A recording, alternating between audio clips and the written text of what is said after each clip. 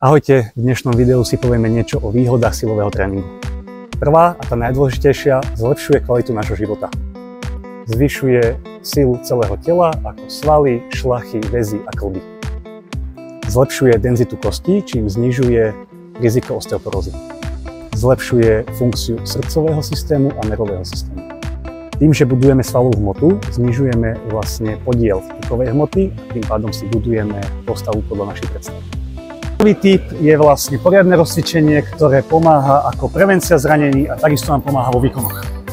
Druhý typ je nevynechať určite 3 základné cvičenia, drep, mŕtvý ťah a bench press. Sú to všetko komplexné cvičenia na viaceré svalové partie a takisto na stred tela.